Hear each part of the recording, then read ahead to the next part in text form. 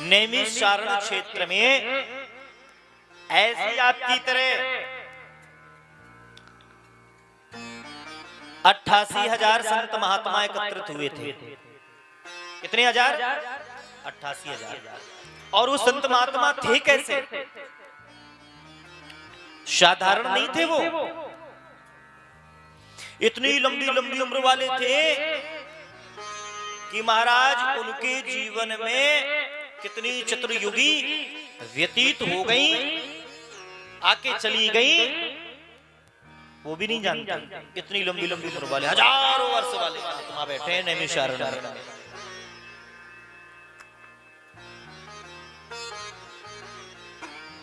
यशस्वी, मनस्वी, तपस्वी बड़े बड़े महात्मा बैठे हैं, ऋषि बैठे हुए हैं, एक से एक वृद्ध महात्मा बैठा हुआ है। और 88,000 महात्माओं के प्रमुख जो महात्मा जी हैं, सौनक जी प्रमुख हैं। वो जैसे हम सभी कथा सुन रहे हैं, परंतु प्रमुख सीट पर, परीक्षित की सीट पर जो विराजमान है, प्रमुख श्रोता वो माना जाता है, जैसे हमारे दिलीप भैया जी और उनकी धर्म पत्नी।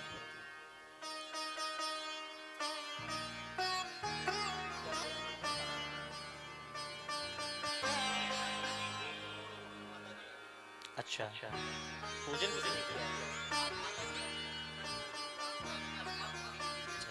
अच्छा अच्छा अच्छा। तो प्रमुख सीट पर बैठे, ऐसे सौनक जी प्रमुख सीट पर बैठे हैं और उन्हीं 88,000 महात्माओं के बीच में एक 20 वर्ष का बालक आ गया। महाराज बालक आ गया 20 वर्ष का, सूत जी महाराज, आयु मात्र 20 वर्ष की है। अब बोलो, ध्यान से सुनना, कथा बहुत प्यारी कथा है ये। जहां हजारों वर्ष के संत महात्मा विराजमान हैं, वहां पर महाराज 20 वर्ष का बालक आया। और जैसे 20 वर्ष का बालक आया, वैसे 88,000 महात्मा सभी अपने अपने स्थान से खड़े हो गए और हाथ जोड़ लिए, आओ महाराज आओ। सभी लोगों ने बड़ा सम्मान किया, स्वागत किया, आओ बैठो। सोची महाराज को बड़ा अंदर से अच्छा नहीं लगा उन्हें। उन्होंने कहा, महात्मा जी आप इतनी लंबी लंबी उम्र वाले, 1000 वर्ष वाले महात्मा हो, यशस्वी, मनस्वी, तपस्वी हो, न जाने कितने आपके जीवन में इंद्र बदल गए, चतुर्युगी निकल गई, आप हमें प्रणाम कर रहे हो, हाथ जोड़ करके मेरा स्वागत कर रहे हो। महाराज क्या नरक में भेजने का प्लान बना लिया है? आप इतने बड़े बड़े उम्र के आयु के तपस्वी महात्मा, तो आश्चर्य चकित कर देने वाली बात है। क्लास चल रही हो, स्टूडेंट बैठे होते हैं, जब टीचर आते हैं तो स्टूडेंट खड़े हो जाते हैं, वेलकम सर, स्वागत करते, खड़े हो जाते हैं कि नहीं खड़े हो जाते? लेकिन क्लास चल रही हो और टीचर पढ़ा रहे हो बच्चों को, उसी बीच में एक स्टूडेंट आ जाए और उस स्टूडेंट को देख करके गुरुजन खड़े हो जाएं, स्टूडेंट खड़े हो जाएं स्वागत के लिए, तो आश्चर्य कर देने वाली बात है कि नहीं है? बोले महाराज मेरी 20 वर्ष की आयु है और हमारे स्वागत के लिए आप हजारों महात्मा, एक से तपस्वी महात्मा हमारे स्वागत के लिए खड़े हो गए, ये बात परेशान कर रही है महाराज। तो जो प्रमुख श्रोता थे सौनक जी महाराज, उन्होंने बहुत प्यारी बात बोली, बहुत अच्छी बात बोली। उन्होंने कहा, महात्मा जी धन वृद्धा बल वृद्धा, बहुत प्यारी बात बोली उन्होंने।